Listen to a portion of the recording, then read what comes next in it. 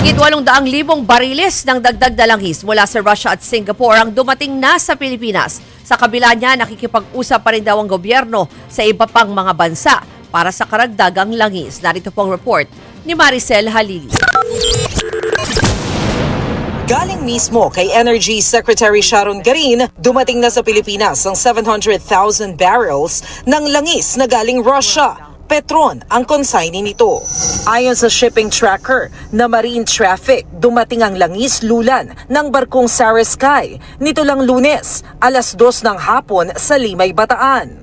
Ilang araw lang yan matapos sabihin ng DOE na nakikipag-usap ang pamahalaan sa mga Russian firm para sa pagbili ng krudo sa kanila.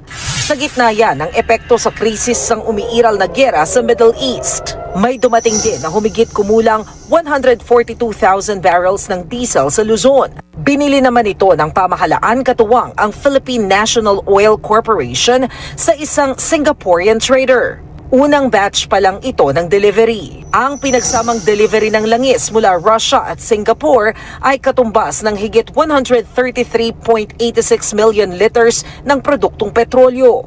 Sa ngayon, patuloy daw humahanap ang pamahalaan ng iba pang pagkukunan ng langis.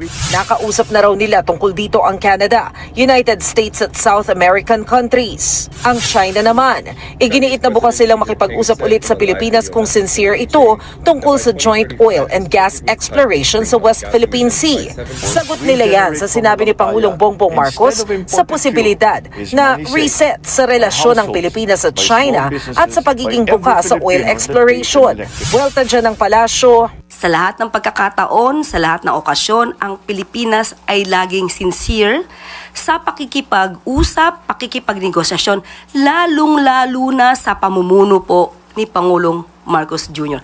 Wala po siyang secret deal. Nagbabalita mula sa Frontline, Maricel Halili, News 5. Mga kapatid, ako po si Ruth Cabal. Dito tayo sa totoo, dito tayo sa True FM.